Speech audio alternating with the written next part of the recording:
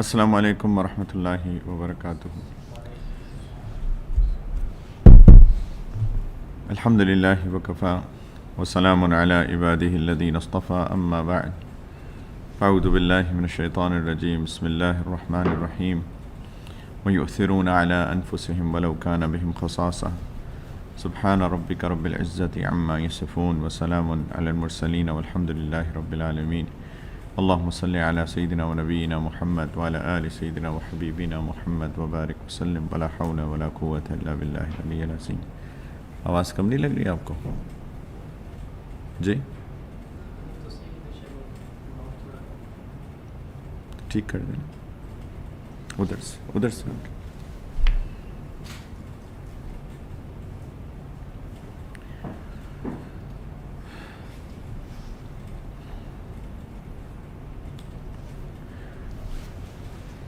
Message کر دیا سب کو۔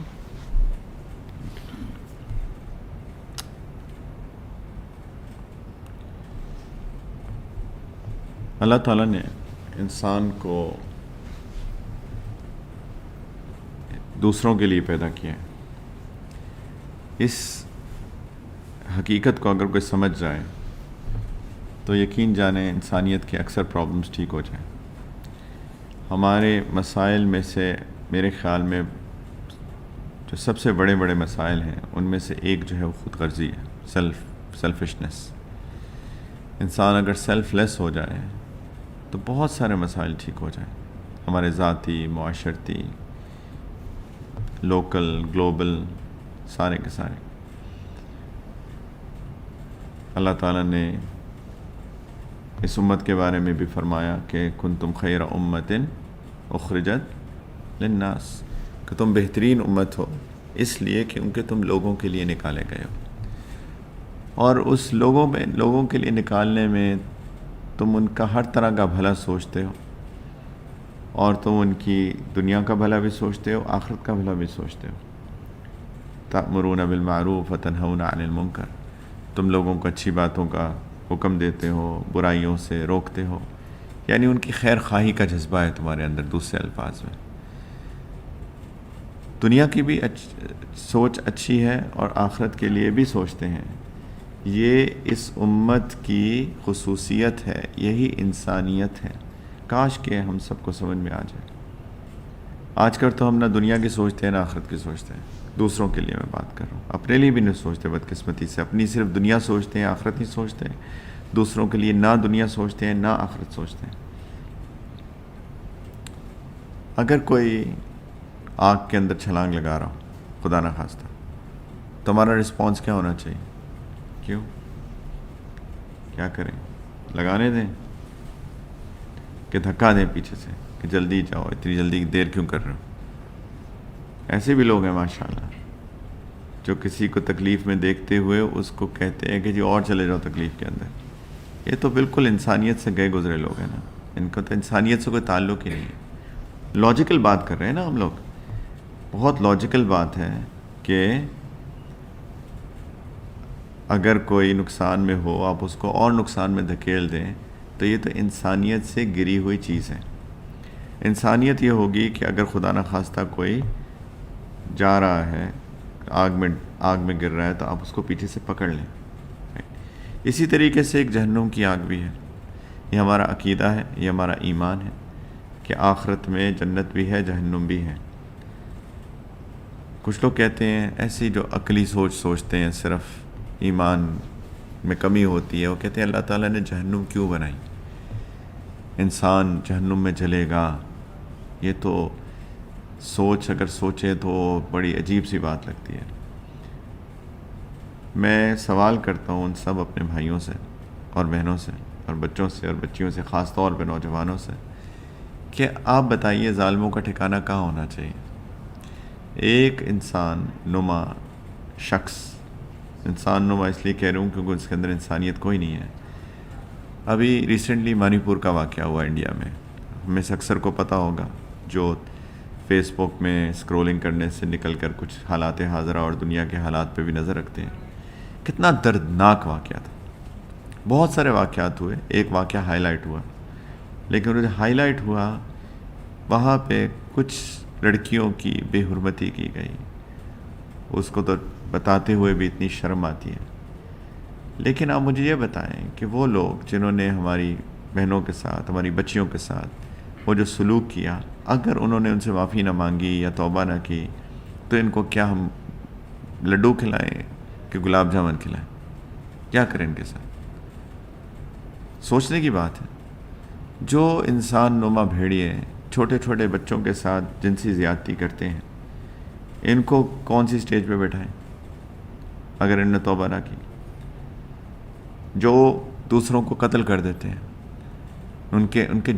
ان کی جان لے لیتے ہیں، اور ایسے واقعات بے تحاشا ہیں کہ جو انسان کو جان سے مار دیتے ہیں، ان کی کوئی فکر ہی نہیں ہے، پرواہ ہی نہیں ہے، کوئی ذاتی دشمنیاں، کچھ قبائلی دشمنیاں، کچھ مال کی وجہ سے، کچھ اور وجوہات کی وجہ سے۔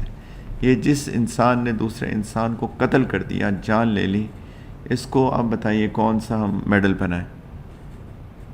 سوچئے۔ اور واقعات بھرے پڑے ہیں، بہت ہی ہولناک قسم کے واقعات ہوتے ہیں۔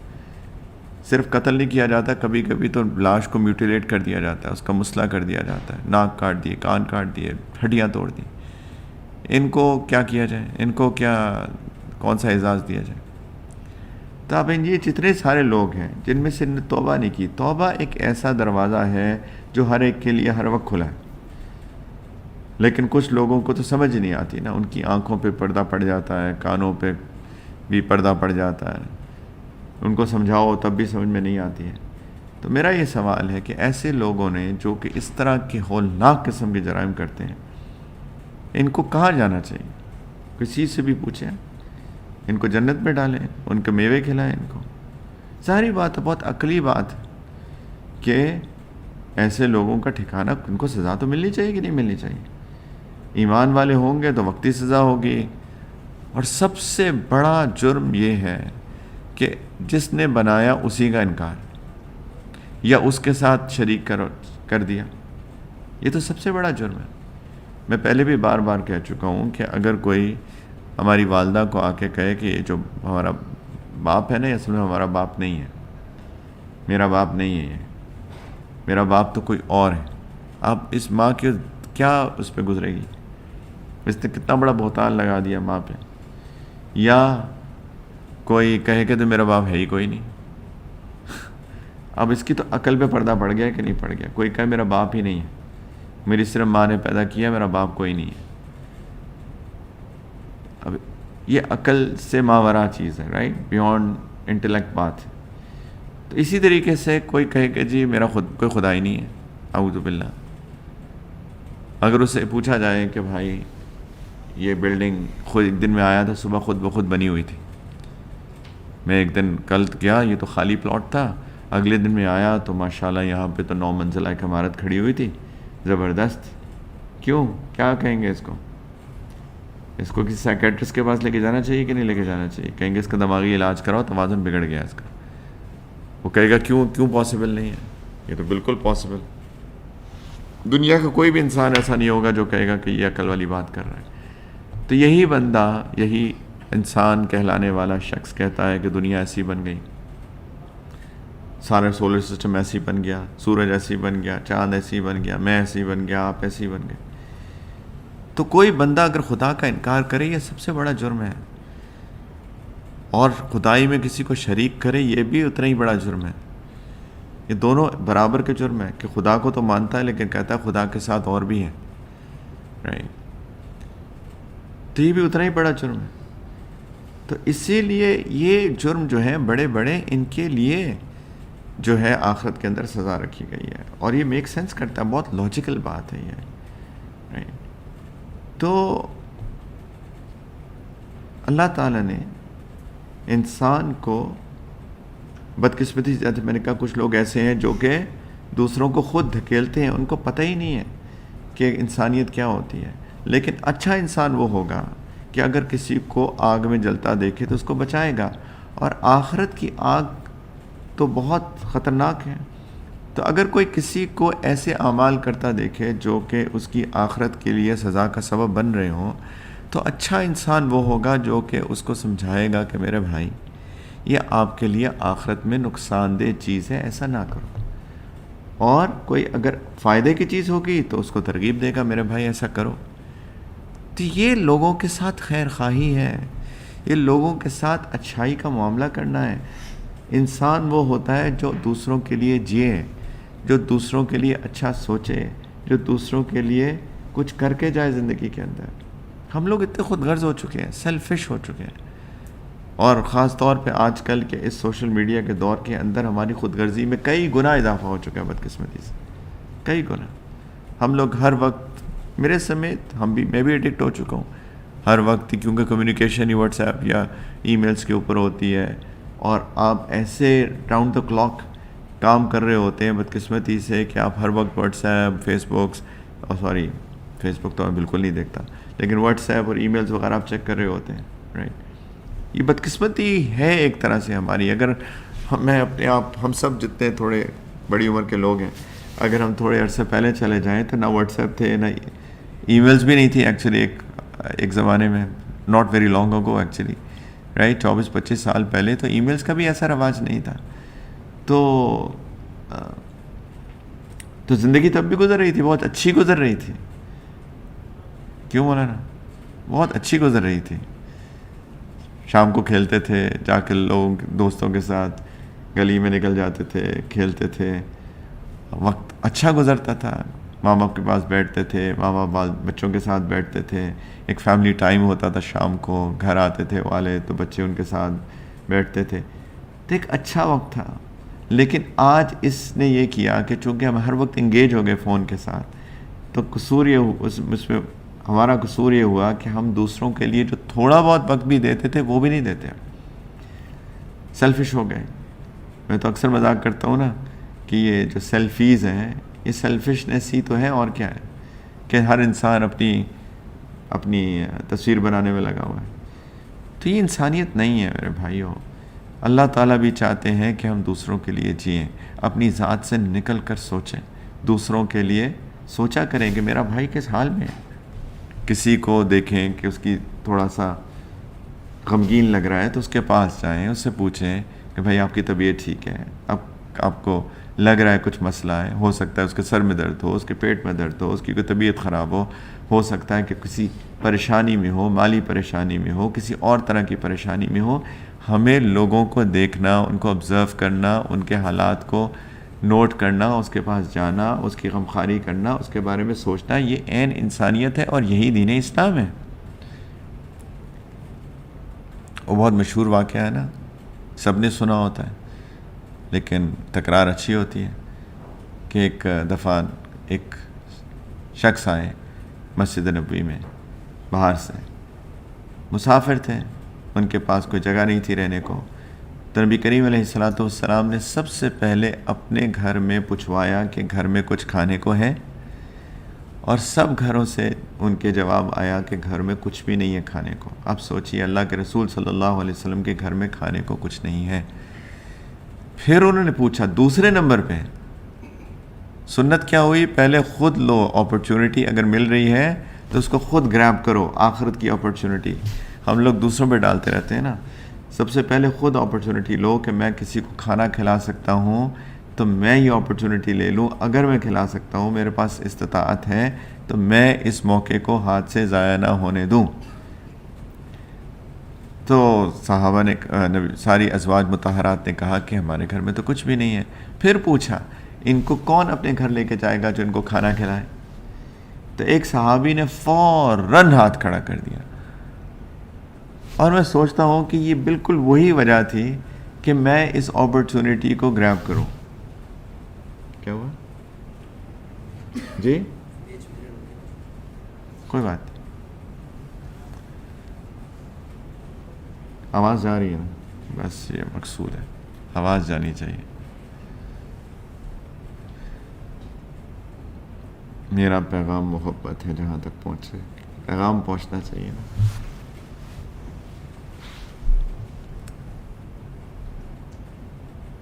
ہمارے بچپن میں ٹی وی ہوتے تھے نا، تو اس میں کبھی کبھی آواز آ رہی ہوتی تھی، تصویر نہیں آ رہی ہوتی تھی، پتہ نہیں آپ لوگوں نے دیکھے کہ نہیں دیکھے۔ تو کہتے تھے آواز آ رہی ہے تصویر نہیں آ رہی. تو کوئی بات نہیں, ہم تھوڑی دیر کے لیے 25 سال پہلے چلے آتے ہیں. 25 سال پہلے ایک ہی باتیں کر رہے ہیں. کیا میں بات کر رہا تھا کہ یہ وہی وجہ تھی کہ اپرچونٹی نہ چلی جائے میرے ہاتھ سے ایک دم سے, یا رسول اللہ میں لے کے جاؤں گا. اب پتہ نہیں سوچا بھی کہ نہیں کہ گھر کے حالات کیسے ہیں, لیکن اب نبی کریم علیہ السلام نے فرمایا لے جائیے. وہ گھر لے آئے اور بیگم صاحبہ سے کہا, اپنی وائف سے, کہ مہمان آیا ہے, نبی رسول اللہ صلی اللہ علیہ وسلم کا مہمان ہے, کھانا کھلانا ہے, گھر میں کھانا ہے. تو انہوں نے کیا فرمایا؟ انہوں نے کہا کہ صرف اتنا ہے کہ بچے کھا لیں. اب اس چیز کو بھی ہم لوگ نہیں سمجھ سکتے. اس لیے نہیں سمجھ سکتے کیونکہ ہمارے بچے ماشاءاللہ کھا کھا کے ان کے بھی پیٹ نکلے ہوئے ہیں. کبھی کوکیز کھا رہے ہیں, کبھی چپس کھا رہے ہیں, کبھی فروٹس کھا رہے ہیں, کبھی کچھ کھا رہے ہیں, کبھی کچھ کھا رہے ہیں. نہ رات کا کھانا نہ کھانے کا مطلب یہ ہے کہ شاید سارا دن کچھ نہیں کھایا, اب یہ ایک میل کھائیں گے, یا صبح میل کھایا ہوگا اور اب یہ میل کھائیں گے. اور بچوں کو بھوک بھی زیادہ لگتی ہے, ہر وقت بھاگتے دوڑتے رہتے ہیں نا. تو وہ میل, وہ ایک کھانا مس کرانے کا مطلب ہے کہ صبح کا کھایا اب 24 گھنٹے بعد شاید کھائے گا اور بھوک لگی ہوگی. اور ایک ماں کے دل سے, میں ہمیشہ کہتا ہوں, ماں کے دل سے پوچھئے کہ بچہ بھوکا سو جائے اس کا کیا مطلب ہے. ہم سنگ دلوں کو یہ سمجھ نہیں آتی بات ہے نا. تو مردوں کو یعنی, تو انہوں نے کہا دونوں میاں بیوی پلان کرتے ہیں کہ مہمان آیا ہے اور اللہ کے رسول صلی اللہ علیہ وسلم کا مہمان ہے, اس کو ہم بھوکا تو نہیں بٹھا سکتے. تو ایسا کرتے ہیں کہ بچوں کو بھوکا پیٹ سلا دیتے ہیں, ان کا میل سکپ کرا دیتے ہیں. کتنی مشکل چیز تھی, سم ہاؤ کسی طریقے سے بچوں کو سلا دیا گیا. اب کیا کریں؟ اب یہ کریں کہ کھانا گرم کر کے مہمان کے سامنے رکھیں گے. اب کھانا کچھ بچوں کا ہے, جتنے بھی بچے تھے ان کے بچوں کا ہے, یعنی تھوڑا تھوڑا میل ہے, ایک ایڈلٹ کا میل نہیں ہے, یا ایک ہی ایڈلٹ کا میل ہے, ایک ہی بڑے کا میل ہے. 3 لوگ تو نہیں کھا سکتے, بیوی بھی کھائے, شوہر بھی کھائے, مہمان بھی کھائے. بیوی شوہر کھا سکتے تو بچوں کو پہلے کھلاتے. ایک ایڈلٹ کا میل ہے. اب کیا کریں؟ اس کے سامنے رکھ دیں گے. اگر وہ کھائے گا اور یہ لوگ صرف سامنے بیٹھیں گے تو اس کو امبیرسمنٹ بھی ہوگی, برا بھی لگے گا, صرف میں کھا رہا ہوں یہ نہیں کھا رہے. یا کہ انہوں نے اپنا کھانا مجھے دے دیا.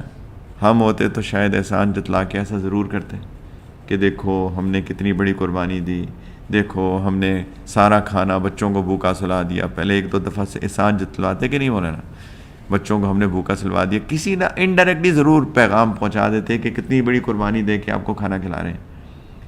تو انہوں نے پلان یہ بنایا, کھانا گرم کر کے مہمان کے سامنے جب رکھیں گے تو ایک اندھیرا کر دیں گے, جو چراغ جل رہا ہے اس کو بجھا دیں گے, اور جب بالکل اندھیرا ہو جائے گا تو میں سامنے بیٹھوں گا, لیکن میں ایکٹنگ کروں گا کہ جیسے میں کھا رہا ہوں, لیکن میں کھاؤں گا نہیں, اور اس مہمان کو پتہ بھی نہیں چلے گا کہ میزبان نے کچھ نہیں کھایا, سارا کھانا میں نے کھا لیا, اس کو پتہ بھی نہ چلے. یہ اللہ کے رسول صلی اللہ علیہ وسلم کی تربیت تھی, جھلک رہی ہے. یہ ہے دین اسلام.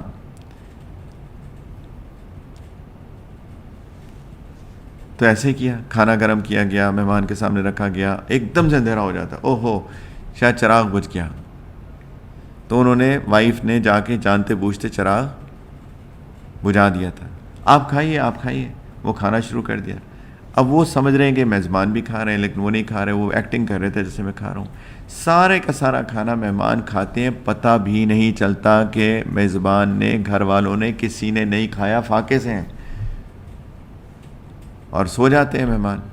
صبح جب گئے, صحیح حدیث میں بتا رہا ہوں آپ کو اس کا مفہوم, صبح جب گئے نبی کریم علیہ السلام کے پاس, تو نبی کریم صلی اللہ علیہ وسلم بہت خوش نظر آ رہے تھے, اور فرمایا کہ اللہ تعالیٰ نے تمہاری رات کی مہمان نوازی کو, اس کو بہت اپریشیٹ کیا, اللہ نے اس کو قبول کیا.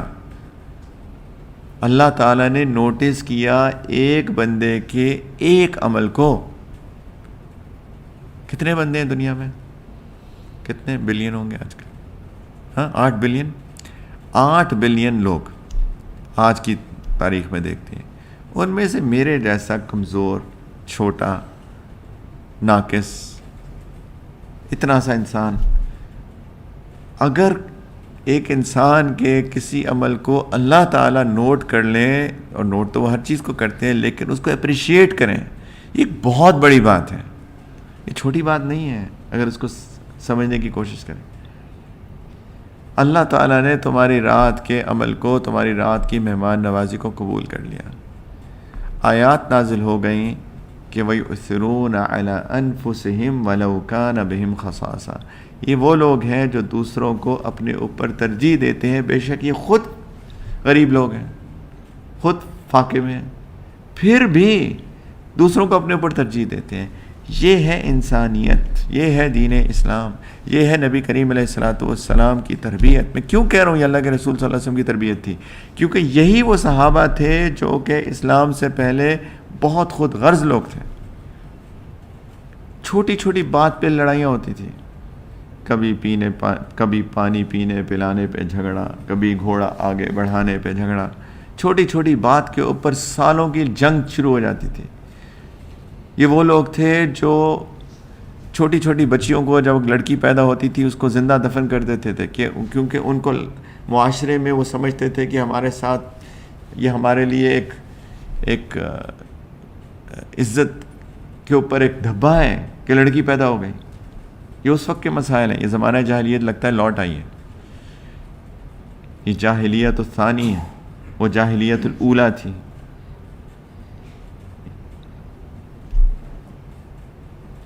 تو یہ وہ لوگ تھے، ان کی تربیت ایسی ہوئی کہ انہوں نے دوسروں کو اپنے اوپر ترجیح دینی شروع کر دی.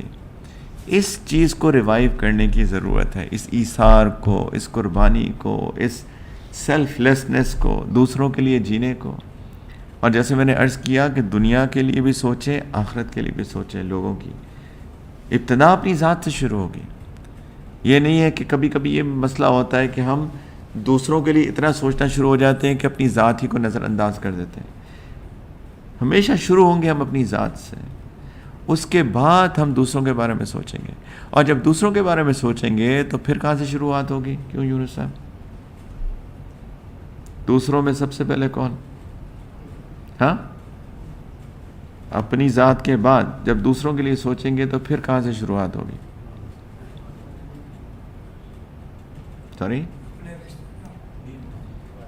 اپنی بیوی، اپنے بچے، سب سے پہلے جن کے آپ کفیل ہیں، جن کی آپ عیالت کر رہے ہیں، وہ لوگ. اصول ہے الاقرب فالاقرب، سب سے قریبی پہلے، پھر اس سے قریب، پھر اس سے قریب، پھر اس سے قریب. یہ اصول ہے. یہ بھی ایک بدقسمتی ہے، لوگ اگر دوسروں کے بارے میں سوچتے بھی ہیں، پہلی بات میں نے کہا کہ کئی لوگ دوسروں کو سوچتے ہیں، اپنے آپ کو بھول جاتے ہیں.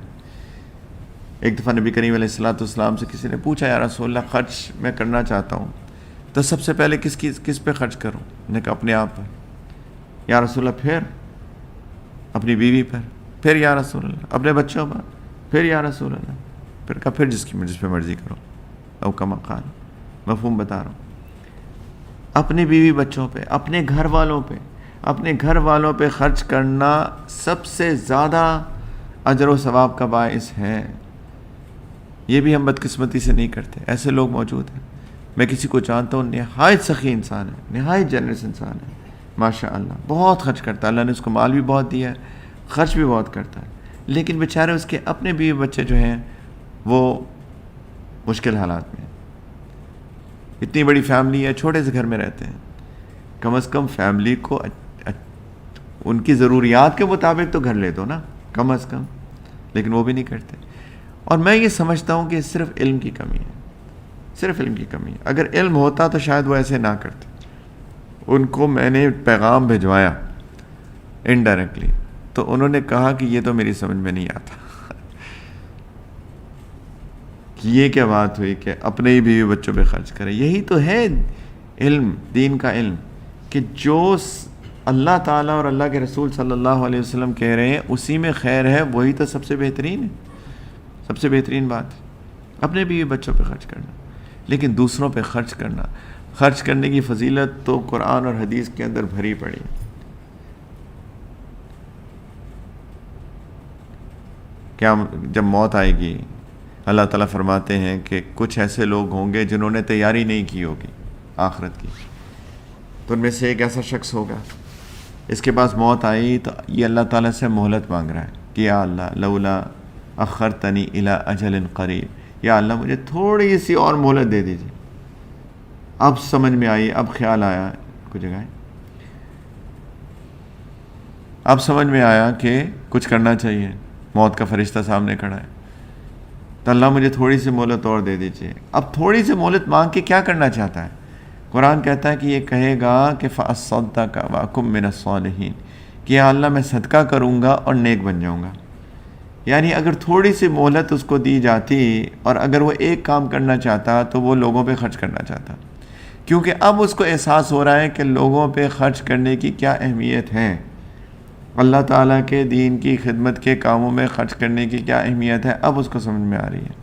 جب موت آ جائے گی، جب پردے ہٹ جائیں گے، اور اللہ تعالیٰ فرماتے ہیں کہ جب موت آ جاتی ہے تو پھر کسی کو مہلت نہیں دی جاتی۔ اور اللہ تعالیٰ کا بھی عجیب نظام ہے کہ اللہ تعالیٰ اگر ہمیں حکم دے دیتے ہیں نا، دیکھو انسانیت کی خدمت کرنی ہے، ان پہ خرچ کرنا ہے، تو یہ کافی ہوتا ہمارے لیے، لیکن ہمارا نفس جو ہے وہ تو حریص ہے۔ اسی لیے تو جنت کی وعدے کیے گئے ہیں۔ جنت کے وعدے کیوں کیے گئے ہیں؟ حریص ہے نا، حرص بھری پڑی ہمارے اندر، یہ کرو گے تو یہ ملے گا، یہ کرو گے تو اس کی اتنی فضیلت ہے، اتنا بڑا اتنا اجر ملے گا، اتنی ٹائمز ملے گا، اس کو کرنے کا یہ ثواب ہوگا، نماز پہ جاؤ گے رات کی عشاء کی تو یہ ملے گا، فجر پہ جاؤ گے تو یہ ملے گا، جماعت پہ پڑھو گے تو یہ ملے گا۔ ہر ایک کی فضائل ہیں، پوری کتاب لکھ دی گئی فضائل اعمال، کہ دیکھو اعمال کے یہ فضیلت ہے، تو چلو حرص میں ہی کریں گے اعمال، ورنہ ہمیں اگر اللہ تعالیٰ فرما دیتے تو یہ ہمارے لیے کافی ہونا چاہیے تھا، لیکن اللہ تعالیٰ نے بندے کو بنایا تو اس کے اللہ تعالیٰ نے چیزوں کے فضائل بھی بتا دیے۔ تو ہر چیز کی فضیلت اللہ تعالیٰ نے بتائی ہے۔ خرچ کرنے کی کیا فضیلت ہے؟ فضیلت ہی فضیلت ہے۔ کوئی سب سے بڑی فضیلت بتائیں آپ کے خیال جو آپ سمجھتے ہیں؟ کیوں سب سے بڑی فضیلت جو آپ سمجھتے ہیں کیوں ہے؟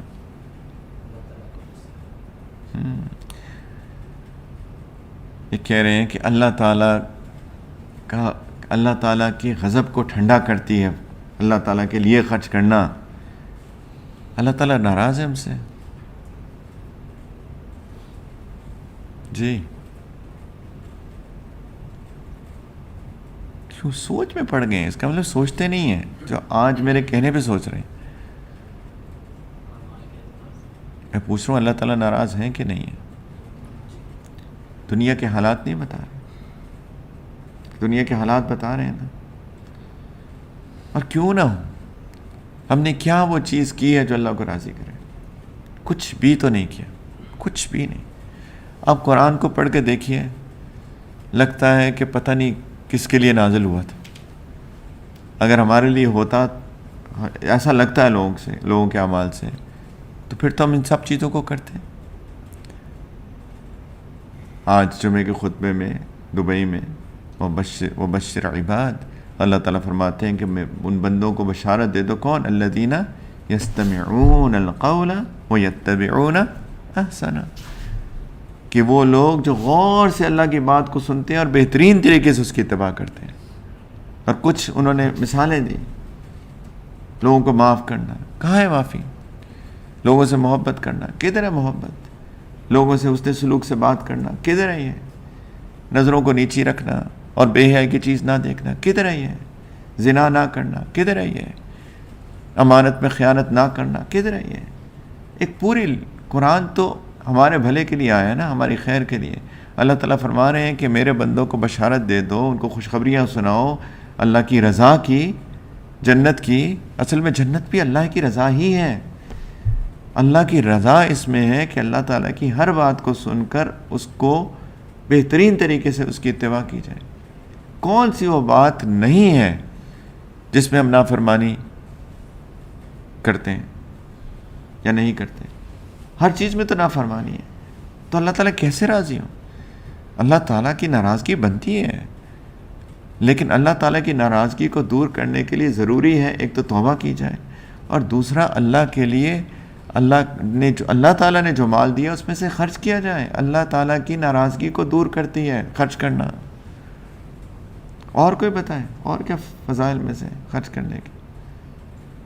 کیوں بھائیو کبھی نہیں سوچا کہ شرم آ رہی ہے بتاتے ہوئے؟ یہ کہاں لکھا ہے؟ جی بیٹا ہاں ٹھیک ہے، یہ تو میرا فائدہ ہوا نا، یہ خیر وہ بھی میرا ہی فائدہ ہے. بہت اچھی بات کی آپ نے، زبردست. اس پہ میں آتا ہوں. بری موت سے بچتا ہے انسان، بری موت سے بچتا ہے انسان. بری موت کیا ہوتی ہے؟ ایکسیڈنٹ نہیں ہوگا، پلین کریش نہیں ہوگا، سانپ نہیں کاٹے گا. کیا ہوتی ہے بری موت؟ ہاں اللہ نہ کرے کسی کی ایمان کے بغیر موت آ جائے، اعوذ باللہ. یہ ہوتی ہے بری موت. اور میں آپ کو بتاؤں یہ ایمان اتنی وہبی چیز ہے کہ کیا اس کا عرض کریں. اللہ نہ کرے کسی کے دل سے اگر کسی وجہ سے ایمان سنیچ ہو جائے،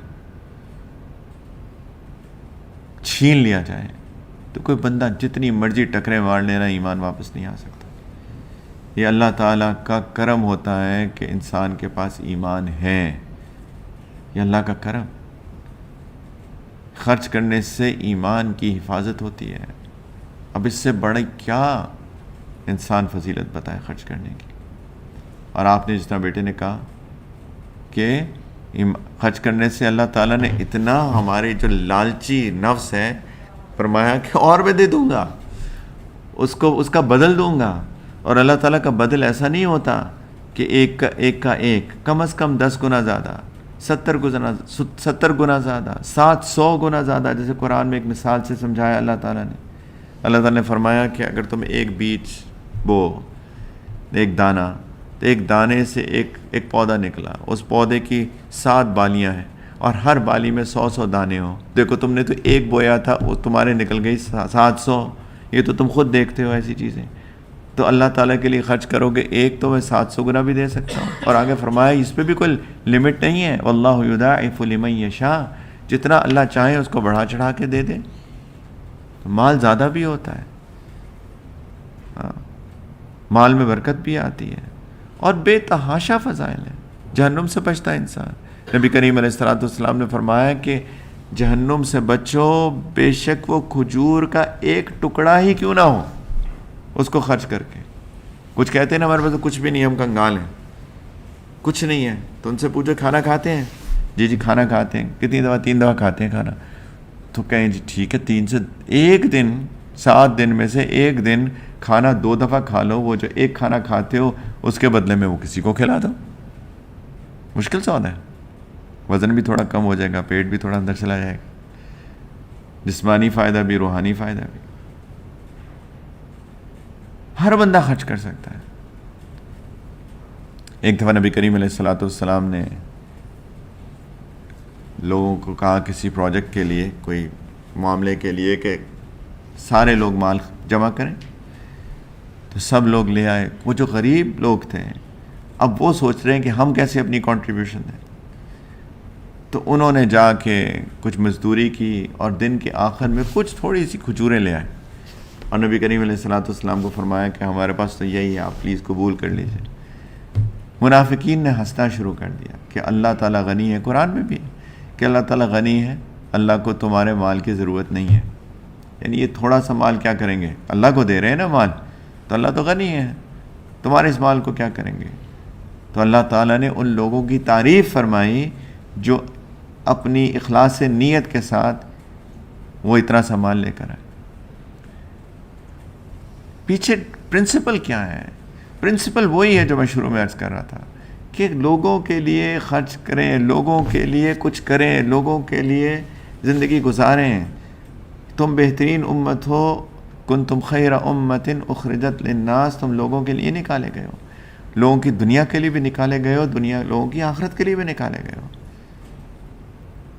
یہ تو ہر وقت تھا، لیکن خاص طور پہ آخرت کے لیے، کیونکہ اب کسی نبی نے نہیں آنا. سیدنا محمد صلی اللہ علیہ وسلم آخری نبی تھے، ان کے بعد کسی نبی نے نہیں آنا. تو وہ جو لوگوں کو اللہ کا پیغام پہنچانا، روحانیت کا پیغام پہنچانا، ان کی آخرت کی بھلائی کا پیغام پہنچانا، وہ بھی اللہ سبحانہ و تعالیٰ نے ہمارے ذمہ ڈال دیا. تو اس لیے تأمرون بالمعروف وتنہون عن المنکر کہ تم لوگوں کو اچھائی کا حکم دیتے ہو، برائیوں سے روکتے ہو. یہ بھی لوگوں کے لیے جینا ہے. ورنہ مجھے کیا، میں گھر کے اندر بیٹھا رہوں، کھانا کھاؤں، اپنے ویکنڈ آئے گا تو کہیں باہر لے جاؤں گا فیملی کو، ان کو کھانا کھلا دوں گا، پھر کسی پکنک پہ چلے جائیں گے، پھر ویک ڈے شروع ہو جائیں گے، پھر ایک چکی میں پسنا شروع ہو جائیں گے، صبح سے لے کر شام تک کام کریں گے، پھر وہی رات کو آئیں گے، کھانا کھائیں گے، سو جائیں گے، پھر ویکنڈ آئے گا، پھر وہی. ورنہ اسی چکی میں پستے رہیں گے ہم لوگ. ہمیں چاہیے میرے بھائیوں کہ کچھ وقت نکالیں، لوگوں کے لیے کچھ کریں، کچھ بھی کریں، لوگوں پہ خرچ کریں، لوگوں کو علم دیں، علم سیکھیں، علم پہ عمل کریں، لوگوں کو علم بانٹیں. یہ بھی بڑی عجیب بات ہے. جس طرح مال بڑھتا ہے نا خرچ کرنے سے، اس طرح علم بھی بڑھتا ہے خرچ کرنے سے. میں اپنا ذاتی تجربہ آپ کو بتاتا ہوں. ابھی میں پاکستان سے آ رہا ہوں، وہاں پہ میں کچھ ورک شاپس میں تھا. 3 دن کی ورک شاپ تھی ایک جگہ میں، صبح سے 9 سے 5 تک. تو اب 9 سے 5 کی ورک شاپ میں میں نے اوپن ہاؤس رکھا ہوا تھا. Open house in the sense کہ ہم انٹریکٹیو سیشنز تھے. تو لوگوں نے تو ظاہری بات ہے 3 دن میں آپ سمجھے 8 گھنٹے آپ صبح سے شام تک لوگوں کے پاس ہیں، تو لوگوں نے تو سوالوں کی بوچھاڑ کی. کبھی کبھی انسان سوچتا ہے کہ کچھ ایسا سوال آ جاتا ہے، کچھ تو بڑے سمپل سوال ہوتے ہیں، کچھ سوال ایسے ہوتے ہیں جو کمپلیکیٹڈ ہوتے ہیں، لیکن انسان حیران ہو جاتا ہے کہ اس سوال کا یہ جواب میرے پاس کہاں سے آ گیا اس وقت. انسان بیٹھ کے سوچے تو شاید آ جائے وہ جواب، لیکن رائٹ اوے اسی وقت میں اس سوال کا جواب آپ کے دماغ میں آ جانا، آپ خود حیران ہو جاتے ہیں کہ میں سوچ بھی کیسے سکتا ہوں اس جواب کو اس وقت. وہ تو کسی کتابوں میں دفن تھا وہ جواب، اور اس دفن ہوئی کتابوں سے نکل کر وہ دماغ کے اندر آ جانا اسی وقت میں، اور اسی وقت جواب دینے کے قابل ہو جانا، یہ اللہ کی طرف سے ہوتا ہے. اور کیوں ہوتا ہے؟ اس لیے کیونکہ آپ نے اپنے آپ کو ڈیڈیکیٹ کیا ہے کہ یہ 8 گھنٹے آپ نے لوگوں کو علم بانٹنا ہے. تو جب آپ لوگوں کو علم بانٹیں گے اور اس کے لیے دعائیں بھی کریں گے، اپنی طرف سے اخلاص کی کوشش کریں گے، اپنی طرف سے اس پہ عمل کی بھی کوشش کریں گے، ظاہری بات ہے کمیاں کوتاہیاں کس میں نہیں ہوتی، تو پھر اللہ کی طرف سے مدد آتی ہے. اللہ تعالیٰ آپ کے علم میں اضافہ فرماتے ہیں. واتقوا اللہ ویعلمکم اللہ. اللہ کا تقوی اختیار کرو، اللہ سے ڈرو، اللہ کی فرما برداری کرو، علم پہ عمل کرو، اللہ تمہیں علم سکھائیں گے. ویعلمکم اللہ، اللہ تمہیں علم سکھائیں گے. ایک عجیب نظام اللہ تعالیٰ کا یہ بھی ہے. مال بھی خرچ کرو، علم بھی لوگوں کو بانٹو. بھائیو یہ علم اتنی بڑی دولت ہے، اس کے بارے میں تفصیل میں نہیں چاہتا علم کی فضیلت کے بارے میں، لیکن اگر علم نہ ہو انسان کو تو انسان جہالت پہ ٹکرے مارتا رہے. وہ ایسی اس نے آنکھوں پہ پٹی باندھی ہوئی ہے اور اس کو کچھ نہیں پتا کہاں گڑا آئے گا زندگی میں اور گر جائے گا خدا نخواستہ. علم روشنی ہے، علم سے انسان کو زندگی گزارنے کا ڈھنگ آتا ہے. تو علم سیکھیں اور پھر علم سکھائیے بھی، لوگوں کو پاس آن کریں، جو آتا ہے دیں ان کو، جو آتا ہے. بہت کچھ آتا ہے. پتہ ہے جھوٹ بولنا حرام ہے کہ حلال ہے؟ کیوں بھائی؟ کوئی ایسا جو کہتا ہے حلال ہے؟ کوئی بھی نہیں کہتا. کہاں سے سیکھا؟ کسی نے سکھایا بچپن میں، والدین نے سکھایا ہوگا، کسی استاد نے سکھایا ہوگا. علم تو سب کو آتا ہے نا. تو کیا ہم پاس آن نہیں کر سکتے کہ جی جھوٹ بولنا حرام ہے بھائی، جھوٹ نہ بولا کریں؟ غیبت کے بارے میں کیا خیال ہے؟ غیبت پہ کون سی جنت کا ٹھکانہ ملتا ہے؟ کیوں بھائی؟ کیا خیال عمر؟ حلال ہے کہ حرام ہے؟ حرام ہے نا. غیبت کی کوئی ڈیفینیشن بتائیں. میں نہیں کہتا غیبت کی تعریف کریں کیونکہ تعریف کے قابل نہیں ہے غیبت. ہاں کیا ہے تعریف اس کی ڈیفینیشن؟ ہاں کسی کی ایبسنس میں، کسی کی غیر موجودگی میں اس کے بارے میں ایسی بات کرنا کہ اگر اس کے سامنے کی جاتی تو اس کو برا لگتا، اس کو کہتے ہیں غیبت. کوئی اچھی بات کرے تب کوئی مسئلہ نہیں ہے. تو یہ ہوتی ہے غیبت. ہر بندے کو پتہ حرام ہے. جو بھی مسلمان ہے جس کو بیسک آف دا بیسکس آتی ہے نا، وہ کہے گا حرام ہے. تو میں خود عمل بھی کروں، لوگوں کو بھی بتاؤں کہ میرے سامنے غیبت کر رہا ہو تو بھائی دیکھیں یہ تو بری بات ہے، ہمیں ایسا نہیں کرنا چاہیے. دیکھیں ہمیں کسی کے بارے میں بات نہیں کرنی چاہیے، ٹھیک بات نہیں ہے. تو یہ علم بانٹ رہے ہیں ہم. آپ علم بانٹیے، اللہ تعالیٰ آپ کو اور علم دیں گے. نبی کریم علیہ الصلوۃ والسلام نے فرمایا کہ 3 چیزیں ایسی ہیں جو انسان کو قبر میں بھی فائدہ دیں گی. فرمایا موت کے ساتھ سارے انسان کے اعمال ختم ہو جاتے ہیں. ابھی تو ہمت ہے، طاقت ہے، سانس ہے، زندگی ہے، تو ہم کچھ بھی کر سکتے ہیں. تہجد پڑھ سکتے ہیں، لمبی لمبی تلاوت کر سکتے ہیں، لوگوں کی مدد کر سکتے ہیں، عیادت کر سکتے ہیں، بہت کچھ کر سکتے ہیں. جیسی موت آئے گی سارے اعمال ختم. اور آخرت تو ہے ہی اعمال پہ ڈیپینڈنٹ. آخرت کی کرنسی اعمال ہے، ایکشنز جو ہم نے دنیا میں کیے ہوں گے، رائٹ. جیسی موت آئی وہ کرنسی ختم. لیکن نبی کریم علیہ الصلوۃ والسلام نے فرمایا 3 چیزیں ابھی بھی جاری رہتی ہیں. ان میں سے ایک ہے صدقہ جاریہ. صدقہ جاریہ کیا ہوتا ہے؟ ایسا صدقہ جس کا فائدہ میرے مرنے کے بعد بھی لوگ فائدہ اٹھا رہے ہیں. مثلا مسجد بنا دی میں تو فوت ہو گیا، میں تو چلا گیا دنیا سے، میں تو برزخ میں ہوں، لیکن اس مسجد میں ابھی بھی لوگ نماز پڑھ رہے ہیں جو میں نے بنائی تھی، میں یہاں بنوائی تھی. اس مسجد میں جب تک لوگ نماز پڑھتے رہیں گے ان سب کی نمازوں کا ثواب مجھے قبر میں بھی ملتا رہے گا. میرا بک آف ڈیٹس، میرا نامہ اعمال بڑھتا جا رہا ہے. کوئی اسلامک انسٹیٹیوٹ بنا دیا، اس میں جتنے لوگ جب تک پڑھتے رہیں گے، پڑھاتے رہیں گے، اس پڑھانے پہ اور اس پڑھنے پہ، اس علم کے اضافے میں جو اس میں عمل کرتے رہیں گے، پھر وہ لوگ جو سیکھیں گے آگے سکھائیں گے، وہ جو عمل کریں گے وہ آگے سکھائیں گے، عمل کرتے رہیں گے. ان سب کا اجر میرے نامہ اعمال میں لکھا جا رہا ہے، کیونکہ میں نے ایک انسٹیٹیوٹ وہ بنایا تھا.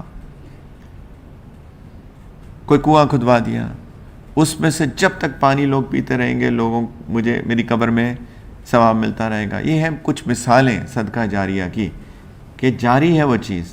ایک تو ہے نا کسی بھوکے کو کھانا کھلا دیا، چلو اس نے کھانا کھا لیا، وہ بھی اجر ہے، لیکن بس کھانا ختم، وہ تو چلا گیا. جتنے اس کو انرجی ملی، توانائی ملی، اس نے جو نیک اعمال کیے وہ بھی میرے پلیٹ میں، وہ بھی میرے نامہ اعمال میں، ٹھیک، لیکن وہ ختم. لیکن کچھ ایسے اعمال ہیں جو کہ لانگ لاسٹنگ ہے، جس کو صدقہ جاریہ کہتے ہیں. نمبر 2، ایسا علم جس سے اس کے مرنے کے بعد بھی جس سے نفع پہنچے. میں نے آپ کو کہا یار جھوٹ مت بولا کریں، اور میں فوت ہو گیا اور آپ نے میرے کہنے پہ جھوٹ چھوڑ دیا، یا میں کہوں سچ بولا کریں اور آپ نے سچ بولنا شروع کر دیا. آپ جب تک سچ بولتے رہیں گے، جھوٹ سے بچتے رہیں گے، میں تو اپنی قبر میں ہوں، لیکن وہ سارے کا سارا اجر مجھے میرے نامہ اعمال میں چل رہا ہے. یا کوئی بھی علم سکھایا، آپ کو نماز سکھا دی میں نے، آپ جب تک نماز پڑھتے رہیں گے، چونکہ میں نے سکھائی تھی، اس سب نماز کا اجر مجھے قبر میں مل رہا ہے. تو میری قبر میں بھی سوال. اور تیسری چیز، ولد صالح یدعو لہ، نیک اولاد. ویسے تو اس کا لفظی ترجمہ نیک بیٹا ہے، لیکن نیک اولاد جو اس کے لیے دعا کریں. یہ جو بچے ہیں نا ہمارے چھوٹے چھوٹے، ان کی تربیت کتنی ضروری ہے. اگر ان کی اچھی تربیت ہم کر پائیں اور یہ نیک بن گئے تو یہ والدین قبر میں چلے جائیں گے اور ان کی ساری نیکی کا اجر ان کو تو ملے گا ہی ملے گا، ان کے والدین کو قبر میں بھی ملے گا، جو یہ دعا کریں گے ہمارے لیے. کیونکہ دعا تبھی کریں گے جب ان کو نیکی سکھا کے جائیں گے. اگر نیکی نہ سکھائی اور وہ بدماش بن گئے اور ان کو دعاؤں کا کوئی فکر ہی نہیں ہے، تو پھر کیوں دعا کریں گے یہ ہمارے لیے. تو یہ 3 چیزیں اللہ کے رسول صلی اللہ علیہ وسلم فرمائی کہ یہ قبر میں بھی تمہارے ساتھی بنیں گی، تمہارے نامہ اعمال میں اضافہ ہوتا جائے گا. یہ اعمال تمہارے ہی نامہ اعمال میں لکھے جائیں گے. تمہاری موت کے بعد بھی تم نہیں کر رہے، لیکن تمہارے. اب دیکھ لیجئے یہ کیا ہے، تینوں چیزیں لوگوں کے لیے کچھ کیا میں نے. یہ میری ذاتی تہجد تو نہیں ہے، یہ میرے ذاتی اوابین اور ذاتی اشراق تو نہیں ہے، یہ میری ذاتی تسبیحات تو نہیں ہے. میں نے لوگوں کے لیے کچھ کیا ہے، اس کے بدلے میں میری قبر میں بھی مجھے ثواب مل رہا ہے. یہ ہے دین کا مزاج. لیکن پھر میں یاد کراتا چلو، شروعات اپنی ذات سے ہوگی. میں اپنی ذات کے اوپر محنت کروں، اور پھر دوسرے نمبر پہ میں لوگوں کے لیے کچھ کروں، بیوی کے لیے، بچوں کے لیے، اپنے گھر والوں کے لیے، والدین کے لیے، عزیز اقارب کے لیے، دوست احباب کے لیے، بڑوں کے لیے، چھوٹوں کے لیے، ٹیچرز کے لیے، شاگردوں کے لیے، سب کے لیے میں کچھ کر کے جاؤں. زندگی میں انسانیت کے لیے کچھ کر کے جاؤں. پلیز ہمیں چاہیے کہ اپنی ذات سے نکل کے سوچیں. میں کس طرح سمجھاؤں؟ ہم لوگ ایک شیل کے اندر بند ہیں، بدقسمتی سے بالکل بند ہو چکے ہیں. ہر وقت ہمیں اپنی سوچ اور اب تو سائنس بھی پروف کرتی ہے ساری چیزیں. سائنس کہتی ہے کہ آپ لوگوں کے لیے کچھ کریں گے تو آپ کے اندر ایک ہارمون پروڈیوس ہوتا ہے جس کو آکسیٹوسن کہتے ہیں. اور کہتے ہیں آکسیٹوسن جو ہے وہ فیل گڈ ہارمون ہے. اس کے مختلف نام رکھے ہوئے ہیں. کسی نے کہا وہ لو ہارمون ہے, کسی نے کہا وہ کڈل ہارمون ہے. آپ جب کسی کے لیے کچھ کرتے ہیں تو وہ فیل گڈ ہارمون آپ کے اندر جنریٹ ہوتا ہے اور آپ اچھا فیل کرتے ہیں. یہ سائنس کہہ رہی ہے آج کی, جس کو ہمارے دین نے 1500 سال پہلے کہہ دیا کہ تم لوگوں کے لیے کچھ کرو اور تمہیں سکون ملے گا, تمہارے لیے اچھا ہے. اب سائنس کہہ رہی ہے, اسی کو پروف کر رہی ہے. ہمیں سائنس کی قطعاً ضرورت نہیں ہے, سائنس نہ بھی کہتی تو ہم مانتے, لیکن لوگوں کے لیے جینے سے انسان اچھا فیل کرتا ہے. پیسے جوڑ کے رکھنے سے, اتنا بینک بیلنس دیکھتے رہنے سے وہ سکون نہیں ملتا جتنا لوگوں پہ خرچ کرنے سے سکون ملتا ہے. سوتے رہنے میں وہ سکون نہیں ملتا بجائے اس کے کہ آپ نیند اپنی قربان کر کے کسی کے لیے کچھ کریں, آؤٹ آف دا وے جا کے کچھ کریں. اس میں جو سکون ملتا ہے وہ اس میں نہیں ملتا کہ انسان بس آرام کرتا رہے. بخیل ہونے میں وہ سکون نہیں ملتا جو سخی ہونے میں ملتا ہے.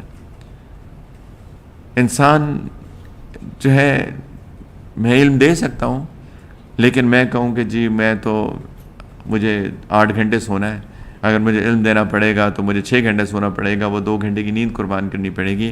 یہ 8 گھنٹے سونے میں وہ سکون نہیں ملے گا جو 2 گھنٹے کی نیند قربان کر کے میں کسی کو کچھ دے کے علم پہنچا کے جو سکون ملے گا. یہ ہو ہی نہیں سکتا. یہی انسان کو اللہ نے بنایا ہے ایسا. پلیز اس کے بارے میں سوچئے, اپنی ذات سے نکل کے کچھ کریں دنیا کے لیے. کچھ ایک گول بنائیے کہ میں زندگی میں کیا کر کے جانا چاہتا ہوں. کوئی گول بنا کے جائیے کہ میں آج میری عمر مثال کے طور پہ 40 سال ہو گئی ہے, کوئی آپ میں سے اور کہے کہ جی مثال کے طور پہ مجھے 20 25 30 سال میری زندگی میں باقی رہ گئے. اتنے رہ گئے نا. نبی کریم علیہ الصلوۃ والسلام نے فرمایا میری امت کی عمر 60 اور 70 کے درمیان ہے. جو 70 سے اوپر چلا گیا وہ تو بالکل بہت ہی بونس پہ جی رہا ہے. تو اگر کوئی 40 سال کا ہے تو سوچے کہ میری عمر 20 سے 30 سال کے درمیان رہ گئی ہے. یہ بھی اگر پہلے نہ آ گئی تو کوئی گارنٹی تو نہیں ہے. میں ان 20 سے 30 سالوں میں کیا کرنا چاہتا ہوں زندگی میں. ہر بندہ یہ سوچے میں کچھ کر کے جانا چاہتا ہوں. قیامت کے دن آپ دیکھیں گے اس بندے نے یہ کیا, اس بندے نے ہاسپٹل بنایا, اس بندے نے اسکول بنایا, اس بندے نے اللہ کے دین کا پیغام دنیا میں پہنچایا, اس بندے نے یتیم خانہ کھولا, اس بندے نے بیواؤں کی خدمت کی, اس بندے نے یہ کیا, اس بندے نے یہ کیا, اور میں نے پراٹھے کھائے.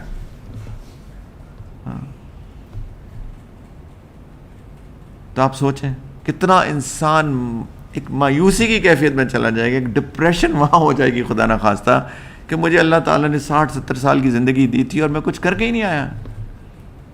میں تو بس پراٹھے کھاتا رہا صبح شام, فرائی انڈے کے ساتھ, فرائی انڈا سنی سائڈ اپ والا.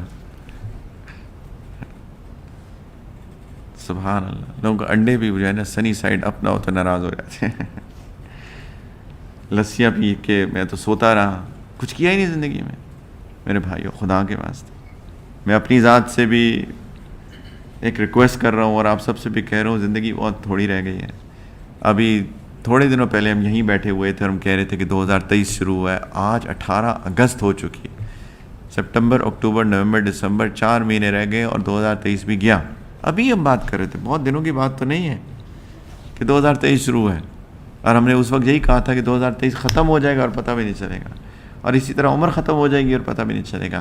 اگر ہم کچھ نہیں سوچیں گے اپنی زندگی کے لیے تو زندگی ایسے ہی ختم ہو جائے گی. پلیز کچھ سوچیں کہ ہم کچھ کریں لوگوں کے لیے, لوگوں کو دیں. اللہ نے مال دیا ہے تو مال خرچ کریں, اللہ نے علم دیا ہے تو علم دیں. اللہ تعالیٰ نے کوئی اور کیپیبلٹی دی ہے, کوئی اور کیپیبلٹی وہ یوز کریں. انسانیت کے لیے کچھ کر کے جائیں انشاءاللہ تعالیٰ. کوئی بڑا پروجیکٹ سوچیں, جتنا بڑا سوچیں گے اللہ تعالیٰ اتنا بڑا کروا دیں گے آپ سے انشاءاللہ. اور اگر نہیں بھی کروائیں گے تو انشاءاللہ اجر اتنا ہی بڑے گا ملے گا. ہماری سوچ بھی اتنی سی ہے نا, اتنی چھوٹی سی سوچ ہے. میں کیا کرنا چاہتا ہوں, بس میں یہ کرنا چاہتا ہوں, اور وہ محدود ہوتی ہے میری شاید بہت ہی چھوٹی سی ایک ڈومین کے اندر. ہم بڑا کیوں نہیں سوچ سکتے؟ میں سارے دنیا کے اندر میں یتیم خانے کھولنا چاہتا ہوں. میں چاہتا ہوں کہ جتنے بچے یتیم ہو جاتے ہیں، جن کا کوئی سہارا نہیں ہوتا، میں چاہتا ہوں کہ ایسے یتیم خانے کھولیں، ایسے یتیم خانے کھولوں جہاں پہ یہ سارے بچے آئیں اور میں ان کو بہترین ان کی پرورش کر سکوں، اس کا انتظام کروا سکوں. سوچ نہیں سکتے؟ سوچنے میں کیا ہے؟ کتنے پیسے لگتے ہیں سوچنے میں؟ سوچنے میں تو کوئی پیسہ نہیں لگتا نا، تو کیوں نہیں سوچ سکتے؟ کہیں شیخ چلی کے خواب ہیں؟ بالکل شیخ چلی کے خواب نہیں ہے. یہ بہت ایک ریئلسٹک سوچ ہے. اور اس کے بعد اب ہم نے سوچنا ہے کہ اب اس کو کرنا کیسے. یہ دوسرے نمبر پہ ہے. پہلے سوچیں، ایک بڑا سا ایک سوچ بنائیں اپنی کہ میں کرنا چاہتا ہوں، لیکن وہ چیز ہو کسی کے لیے کچھ کرنے کی. میں تیسری دفعہ چوتھی دفعہ عرض کرتا ہوں، اپنی ذات سے ہٹ کر نہیں. اپنی ذات سے اگر ہٹ کے کریں گے نا، اگر میرا دل نہیں بنا ہوا تو مسئلہ یہ ہوگا کہ اس کے اندر اخلاص کی شدید کمی آ سکتی ہے. اور جب اللہ تعالیٰ خدا نہ خواستہ، اللہ رحم کرے، اللہ امتحان سے بچائیں، لیکن اللہ تعالیٰ نے اگر کبھی زندگی میں امتحان لے لیا تو پھر یا تو اس سے بیک آف ہو جائیں گے، یا اس کو بند کر دیں، یا بیک آف ہو جائیں گے، یا پھر ہو سکتا ہے کہ نیت بدل جائے، یا ہو سکتا ہے کہ پورا پروجیکٹ ہی بدل جائے. کچھ بھی ہو سکتا ہے. تو اس لیے اپنی ذات پہ محنت کرنا بہت ضروری ہے کہ میں شروع ہی سے اخلاص میرے دل کے اندر رچ بس جائیں. میں صرف اللہ تعالیٰ کے لیے کچھ کرنا چاہوں زندگی میں، دوسروں کی خدمت اللہ کے لیے. اگر میرا دل بنا ہوگا، میرے اندر اخلاص کا جذبہ ہوگا، انشاءاللہ تعالیٰ پھر یہ جو چیز میں کرنا چاہوں گا اس کے اندر قبولیت بھی ہوگی، آسانی بھی ہوگی، اللہ کی مدد بھی ہوگی، نصرت بھی ہوگی. اب دیکھیے، ورنہ انسان کہیں نہ کہیں پھنس جاتا ہے. اور اللہ تعالیٰ امتحان لیتے ہیں. اچھا ایک پروجیکٹ کر رہے ہو، یہ کس کے لیے کر رہے ہو؟ یہ کسی کی خدمت کر رہے ہو، تم نے یتیم خانہ کھولا ہے، کس کے لیے کھولا ہے؟ میرے لیے کھولا ہے کہ اپنی فیم کے لیے کھولا ہے؟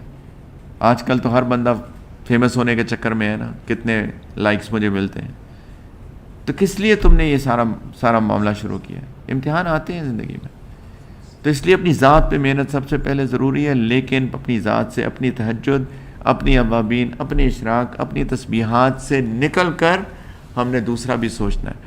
ہمارے کچھ ساتھی جو ہیں نا، جب ہم ان کو کہتے ہیں، شروعات میں نے کہاں سے ہونی ہے؟ کیا میں نے کہا؟ ہاں، اپنی ذات سے. جب لوگوں کو یہ بتائی جاتی ہے نا بات کہ اپنی ذات پہ محنت کرو، اپنی اصلاح کرو، بدقسمتی یہ ہوتی ہے کہ ہم اس سے سٹیپ نمبر 2 پہ نہیں آتے. سمجھ رہے میں کیا کہہ رہا ہوں؟ وہ کہتے ہیں کہ بس یہیں پہ میری ابتدا ہے اور یہی میری انتہا ہے. ہم سٹیپ نمبر 2 پہ آنا ہی نہیں چاہتے ہیں. دیکھیں، ہر چیز کی ابتدا ہوتی ہے، لیکن انسان ہمیشہ پرائمری اسکول میں نہیں رہتا. اس کو پھر سیکنڈری اسکول میں آتا ہے، پھر وہ کالج میں جاتا ہے، پھر وہ یونیورسٹی میں جاتا ہے. یہ ہے انسان کا اکیڈیمک کیریئر، اس کا پروگریسو کیریئر. انسان یہ محنت چلتی رہے گی. اپنی ذات سے انسان کبھی بھی اپنے آپ کو فراموش نہیں کر سکتا، اپنے آپ کو کبھی نگلیکٹ نہیں کر سکتا. انسان کبھی اپنے آپ کو بھول نہیں سکتا، کیونکہ شیطان بھی ہمارے ساتھ لگا ہوا ہے، نفس بھی ہمارے ساتھ لگا ہوا ہے. لیکن جب ایک وقت انسان محنت کرتا ہے، پھر اس کو علم آ جاتا ہے، بنیادی علم، انسان کو احساس ہو جاتا ہے میری کمیوں کا، کوتاہیوں کا، اخلاص کی کمی کا، اس سب کو انسان بیسکس کو ٹھیک کر لیتا ہے. جب انسان اپنی بیسکس کو ٹھیک کر لیتا ہے تو انسان اللہ تعالیٰ کی سے مدد کے ساتھ، دعا کے ساتھ، پھر اب سٹیپ نمبر 2 میں ہے. سیکنڈری اسکول میں بھی تو آئے. اب پھر انسان کچھ کرنے کے لیے کچھ سوچے کہ اب میں نے کیا کرنا ہے. پلیز اظہار کا جذبہ پیدا کریں، قربانی کا جذبہ پیدا کریں. اپنی نیند کو قربان کرنا ہے تھوڑا سا. میں یہ نہیں کہہ رہا کہ سوئیں ہی نہ، لیکن جیسے میں نے کہا کہ 8 گھنٹے کی نیند کو 6 گھنٹے کی نیند کر لیں. اللہ تعالیٰ نے مال آپ کو اتنا دیا ہے، تو اگر آپ اپنے بیوی بچوں پہ خرچ کریں، اس کے بعد جو ایکسٹرا رہ جاتا ہے بیوی بچوں پہ خرچ کرنے کے بعد، اس کا X%، میں یہ نہیں کہہ رہا سارے کا سارا، اس کا X% آپ اللہ تعالیٰ کے راستے میں خرچ کرنے کے لیے کریں. اپنے ٹائم دیجیے، علم لوگوں کو پہنچائیے، کوئی کچھ سوچیے، اپنے لائک مائنڈڈ لوگوں کو جمع کیجیے کہ جی میری یہ سوچ ہے، فلاں ان کی بھی یہ سوچ ہے، اچھا ان کی بھی یہ سوچ ہے. ایک گروپ بنا لیں، چلیں یار ہم سب لوگ کچھ کرتے ہیں. ہم سوچتے ہیں کہ ہم کیا کر سکتے ہیں، ہم اپنے اس ملک کے لیے کیا کر سکتے ہیں، ہم اپنے شہر کے لوگوں کے لیے کیا کر سکتے ہیں، ہم اپنے محلے کے لوگوں کے لیے کیا کر سکتے ہیں. ہم سب لوگ بیٹھ کے کچھ لائک مائنڈڈ لوگوں کو لے کر سوچیں. اکیلا بندہ کچھ نہیں کر سکتا، اس کو ہمیشہ ایک گروپ چاہیے ہوتا ہے. ہر نبی کے حواری تھے، ان کے صحابہ تھے، ان کے ساتھ مل کے انہوں نے اس اللہ کے دین کے پیغام کو آگے پہنچایا. تو کچھ لائک مائنڈڈ لوگوں کو سوچئے، اس بارے میں پلیز سوچئے اور کچھ کریں زندگی میں. میں بھی کروں، آپ بھی کریں، اور بڑی سوچ لے کے کریں. اس کے بعد چھوٹے چھوٹے سٹیپ سے ہم اس بڑی سوچ کی طرف جائیں گے. لیکن پلیز اپنی زندگی کو دوسروں کے لیے لگانے کی کوشش کریں. بے تحاشا قرآن اور احادیث میں اس کی مثالیں موجود ہیں. پلیز یہی نبی کریم علیہ الصلوۃ والسلام نے سکھایا صحابہ کو.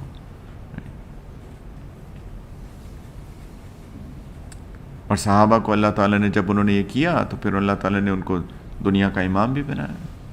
اسی لیے بنایا کہ انہوں نے کچھ کیا باہر نکل کے. تو پھر انسان کو جب ظاہری بات ہے، وہ کہتے ہیں نا کہ اگر آپ کا پیزا کے اندر چھوٹا پیزا ہو اور اس کے اندر ایک اس کی پائے ہو آپ کے لیے، تو جب پیزا بڑا ہو جاتا ہے آپ کی ایک پائی بھی رہے گی تو پائی بھی آپ کی تو بڑی ہو جائے گی کہ نہیں بڑی ہوگی. انسان کو خود بھی فائدہ ہوتا ہے، اس کی اپنی ذات کو بھی فائدہ ہوتا ہے. تو انسان کی دنیا کا بھی فائدہ ہے، انسان کی آخرت کا بھی فائدہ ہے. تو اللہ کرے کہ ہم سب کو یہ بات سمجھ میں آ جائے. انسان انشاءاللہ تعالیٰ اپنی ذات پہ محنت، اس کے بعد جو بھی اللہ تعالیٰ نے آپ کو استطاعت دی ہے، مال دیا ہے، علم دیا ہے، کوئی اور کیپیبلٹی دی ہے، انشاءاللہ اپنے آپ کو فائدہ پہنچائیے، اپنے گھر والوں کو فائدہ پہنچائیے، اور انشاءاللہ تعالیٰ آگے بڑھ کر انسانیت کو فائدہ پہنچائیے. انشاءاللہ تعالیٰ اگر قربانی کریں گے تو دنیا بھی اللہ تعالیٰ دیں گے، آخرت بھی دیں گے. اللہ کرے کہ میری بات سب کو سمجھ میں آ گئی اور میری اپنی ذات کو بھی. انشاءاللہ ہمارا یہ کمٹمنٹ ہم نے سورٹ آف کی ہوئی ہے کہ انشاءاللہ ہم 9 بجے شروع کر کے اس کو ایز شارٹ ایز پاسبل رکھیں گے ہم، تاکہ لوگ جو ہیں وقت پہ جا سکیں، سو سکیں، اور صبح فجر جماعت کے ساتھ پڑھ سکیں. مرد حضرات، ایسا نہ ہو کہ رات کو ہم 2 بجے سو کے اور پھر فجر پہ ہماری آنکھ ہی نہ کھلے. تو کیا فائدہ ہوا ایسی مجلس کا جس میں انسان فجر پہ جا کے جماعت کے ساتھ نماز نہ پڑھے. انشاءاللہ یہ ہم کچھ ہفتوں سے یہ چیز ٹرائی کر رہے ہیں. اگلے 2-3 ہفتے میرا سفر ہے انشاءاللہ تعالیٰ. تو آپ اگر آپ کو میسیجز نہیں مل رہے تو پلیز ہمارے ویب سائٹ پہ جا کے واٹس ایپ گروپ میں آپ پلیز اپنے آپ کو شامل کر لیں، تاکہ جب کینسلیشن ہو کبھی تو آپ کو اس کے میسیجز آ جائے کریں.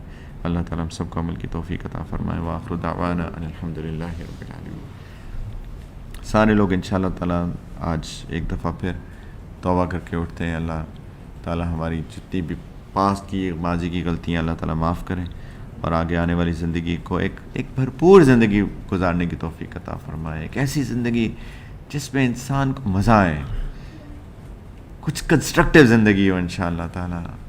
ایسی زندگی گزاریں کچھ سبحان اللہ. میں کچھ لوگوں کو دیکھتا ہوں، رشک آتا ہے مجھے کہ کیسے انہوں نے اپنی زندگی کو کنسٹرکٹیو بنایا ہوا ہے، کچھ کرتے ہیں. خاص طور پر میرے نوجوان بچوں، آپ لوگوں کے اندر اتنی انرجی ہے. کیا نام ہے آپ کا؟ نام کیا ہے آپ کا؟ اتنی انرجی ہے آپ کے اندر. وہ پیچھے بھی بیٹھا ہوا ہے بچہ. جی اصل میں ایڈریس کر رہا ہوں تاکہ دماغی طور پہ کھل جائیں. یہ بھی چھوٹے چھوٹے بچے ہمارا فیوچر ہیں. کیا نام ہے؟ بچوں، آپ لوگوں کے اندر بہت انرجی ہے. جو ہم لوگ نہیں کر سکے نا کچھ، وہ آپ لوگ کر سکتے ہو. کچھ کنسٹرکٹیو کچھ، لیکن اس کے لیے کچھ سوچنا پڑے گا، کچھ کرنا پڑے گا. اور بچیاں بھی کر سکتی ہیں، ہماری جو بچیاں سن رہی ہیں وہ بھی کر سکتی ہیں، لیکن ہمیں سوچنا پڑے گا. سوچے بغیر کچھ نہیں ہوتا. ورنہ ابھی آج رات ہوگی، جا کے سو جائیں گے، صبح اٹھیں گے، پھر ویکنڈ ہے، ویکنڈ بھی گزر جائے گا، پھر ویک ڈیز آئیں گے، وہ بھی گزر جائیں گے، پھر ویکنڈ آئے گا، وہ بھی گزر جائے گا.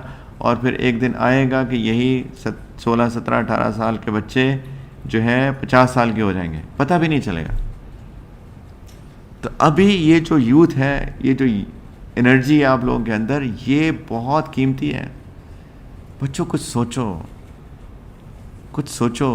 آپ سے کہہ رہا ہوں کچھ سوچو، مشورہ کرو، کسی سے ڈسکس کرو. کیا کروں میں؟ What should I be doing? اور پھر اس کو ایگزیکیوٹ کرو، اس کا پلان کرو. اس چیز کو کرنے کے لیے مجھے یہ چیز چاہیے، مجھے یہ ایجوکیشن چاہیے، مجھے یہ ریسورسز چاہیے، اور پھر اس کو ایگزیکیوٹ کرو.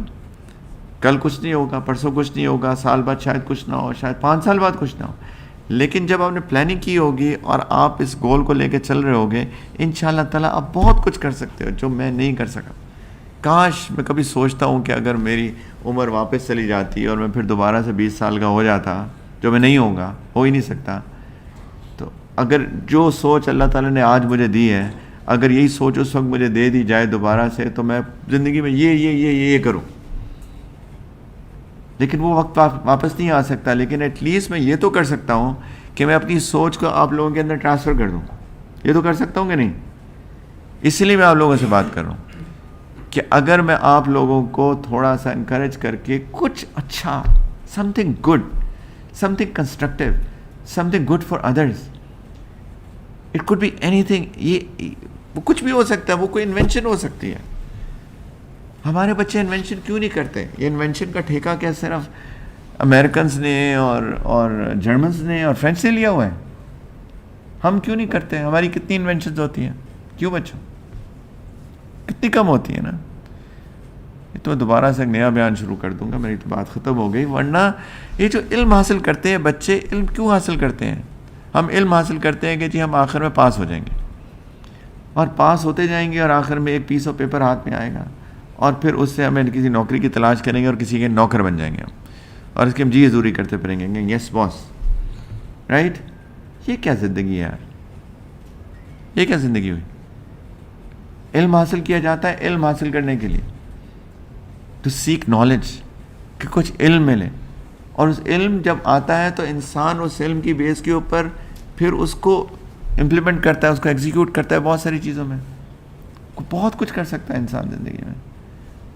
تو اس لیے بچوں پلیز اس کے وبال سے نکلو، اچھا پڑھو، اچھا علم حاصل کرو، deep down into your studies جاؤ، ہمت نہیں ہارنی ہے، کوئی بات نہیں ہے، ایک دفعہ نہیں سمجھ میں آئے گی، دوسری دفعہ آ جائے گی، دوسری دفعہ نہیں آئے گی، تیسری دفعہ آ جائے گی، لیکن ایک تہیہ کر لو کہ جب تک مجھے سمجھ نہیں آئے گی نا، میں نے اس کو نہیں چھوڑنا، ایسے کی تیسے گہرائی سے علم حاصل کرو۔ اور جیسے میں نے کہا کہ زندگی میں کچھ کرنے کا جو جذبہ رکھو، اس کے مطابق اپنے کیریئر پاس چوز کرو انشاءاللہ، اور پھر انشاءاللہ اگر آپ پلاننگ کے ساتھ کچھ سوچو گے، کچھ کرو گے، تو بہت کچھ کر سکتے ہو۔ وہ کوئی انوینشن ہو سکتی ہے، کوئی خدمت خلق کا کام ہو سکتا ہے، کوئی والنٹیئر کر سکتے ہو کہیں پہ، کہیں سوشل ویلفیئر کا کام کر سکتے ہو، کچھ بھی کر سکتے ہو اور بہت کچھ کر سکتے ہو، لیکن بچوں کرنا ہے کچھ۔ اور یہ جو انرجی آپ لوگوں کو دی ہوئی ہے، اور سارے کے سارے میں ان سے تو مخاطب ہوں، لیکن جو لوگ کیریئر پاتھ چوز بھی کر چکے ہیں لیکن ابھی بھی جوان ہیں ماشاءاللہ، جن کی داڑیاں اور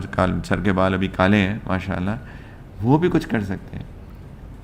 تو انشاءاللہ اگر آپ لوگ اس کے بارے میں سوچیں گے، کوئی ایک ترتیب کے ساتھ زندگی گزاریں گے انشاءاللہ، پھر دیکھیے کہ پھر اللہ تعالیٰ آخرت میں کیا دیتے ہیں اس کے بدلے میں۔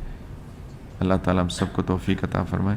انشاءاللہ سب لوگ توبہ کر کے ہی اٹھیں گے، اپنی جو زندگی گزر گئی ہے اس سے انشاءاللہ۔ ہمیشہ توبہ کر کے ہی اٹھتے ہیں، آج بھی توبہ کریں گے تو میرے ساتھ سارے لوگ تجدید ایمان کر لیں، میں بھی کرتا ہوں، اور سب لوگ اللہ تعالیٰ سے معافی بھی مانگ لیں اپنی تمام گزری ہوئی غلطیوں سے۔ تو میرے ساتھ ان کلمات کو اخلاص کے ساتھ پڑھ لیں، اگر کوئی بیعت توبہ کرنا چاہتا ہے تو اس کی نیت بھی کر سکتا ہے۔ تو اخلاص کے ساتھ ہم کہیں بسم اللہ الرحمن الرحیم، لا الہ الا اللہ محمد الرسول اللہ، آمنت باللہ وملائکتہ وکتبہ ورسلہ والیوم الآخر والقدر خیرہ وشرہ من اللہ تعالی والبعث بعد الموت، آمنت باللہ کما ہوا باسمائہ وصفاتہ وقبلت جمیع احکامہ، اقرار باللسان وتصدیق بالقلب، اشہد ان لا الہ الا اللہ واشہد ان محمدا عبدہ ورسولہ، استغفر اللہ ربی من کل ذنب واتوب الیہ برحمتک یا ارحم الراحمین۔ چلو دعا کر لیتے ہیں۔ الحمدللہ رب العالمین، اللہم صلی علی سیدنا و نبینا محمد وعلی آل سیدنا و حبیبنا محمد وبارک وسلم۔ جزا اللہ عنا سیدنا محمد صلی اللہ علیہ وسلم ما هو اہلہ، یا حی یا قیوم برحمتک نستغیث۔ یا اللہ ہماری اس مجلس کو قبول فرما لیجیے، یا ارحم الراحمین ہمیں ایمان کی کیفیات عطا فرما دیجیے۔ یا اللہ ہمیں آخرت کی تیاری کرنے کی توفیق عطا فرما دیجیے۔ یا اللہ ہمیں شیطان اور نفس کے شر سے بچا لیجیے۔ میرے مولا اپنی حفاظت میں لے لیجیے۔ اللہ اپنی شدید محبت عطا کر دیجیے۔ اللہ نبی کریم علیہ السلام کی جانثار محبت عطا کر دیجیے۔ اللہ اپنی محبت کی خاطر، آپ کی خاطر یا اللہ زندگی گزارنے کی توفیق عطا فرما دیجیے۔ میرے مولا اپنی ذات کی اصلاح کرنے کی توفیق عطا فرمائیے، اور یا اللہ اس کے ساتھ ساتھ یا اللہ ہمیں انسانیت کے لیے کچھ کرنے کی توفیق عطا فرمائیے۔ اللہ اپنے دین کی خدمت کے، انسانیت کی خدمت کے بڑے بڑے کام یا اللہ ہم سے لے لیجیے۔ اللہ ہم کسی بھی قابل نہیں ہیں، اپنی کمزوری کا، اپنی نااہلی کا اعتراف بھی کرتے ہیں میرے مولا، لیکن یہ تو محض آپ کی توفیق ہے۔ یا اللہ آپ جس کو چاہیں قبول کر لیں، یا اللہ آپ قبول کر لیجیے۔ ہمارے بچوں کو قبول کر لیجیے، ہمارے آنے والی نسلوں کو قبول کر لیجیے۔ یا اللہ اپنی طرف سے یا اللہ اس کی نصرت فرما دیجیے۔ یا اللہ اسباب عطا فرما دیجیے، وسائل عطا فرما دیجیے۔ یا ارحم الراحمین ہر شر سے، ہر فتنے سے بچا لیجیے، شیطان کے شر سے بچا لیجیے۔ یا اللہ یا ارحم الراحمین ہمارے علم میں اضافہ فرما دیجیے، علم کا نور عطا فرما دیجیے، عمل کی توفیق عطا فرما دیجیے۔ یا ارحم الراحمین خیر کے فیصلے فرما دیجیے۔ اللہ جو بیمار ہے ان کو صحت کاملہ عاجلہ مستمرہ دے دیجیے۔ جو شیطانی اثرات کا شکار ہے اللہ سب کو شیطانی اثرات سے چھٹکارا عطا فرما دیجیے۔ یا اللہ ہمارے والدین پہ بھی رحم فرمائیے، رب ارحمہما کما ربیانی صغیرا۔ اللہ ہمارے کابرین، متعلقین سب کی حفاظت فرما لیجیے، تینوں حرم کی حفاظت فرما لیجیے، بار بار زیارت کی توفیق عطا فرمائیے۔ اللہ امت مسلمہ کی اپنے جنود سے نصرت فرمائیے۔ اللہ اس شہر کی حفاظت فرمائیے، اس ملک کی حفاظت فرمائیے۔ یا اللہ جس نے دعاؤں کے لیے کہا ہے سب کی دعائیں قبول کر لیجیے۔ یا اللہ اپنے وقت پہ خاتمہ بالخیر، کلمے کا، یقین کا، عافیت کا، آسانی کا عطا فرمائیے۔ یا اللہ ہماری قبر کو روضۃ من ریاض الجنہ بنا دیجیے، سوالوں کو آسان فرما دیجیے۔ اللہ قیامت کے دن کو زندگی کا سب سے آسان دن بنا دیجیے۔ اللہ اپنے سائے میں جگہ عطا فرما دیجیے گا۔ نبی کریم علیہ السلام کے ہاتھ سے حوض کوثر ان کی شفاعت عطا فرما دیجیے، اور یا اللہ ان کے قدموں میں ہم سب کو بلا حساب کتاب جنت الفردوس میں جمع فرما دیجیے گا، اور اپنی رضا اور اپنی دائمی رضا یا اللہ اور اپنا دیدار بے حجاب عطا فرمائیے گا۔ اللہ مانگنا نہیں آتا، بن مانگے عطا فرما دیجیے۔ ربنا تقبل منا انک انت السمیع العلیم وتب علینا انک انت التواب الرحیم۔ صلی اللہ علی النبی الکریم، الحمدللہ۔ جزاکم اللہ۔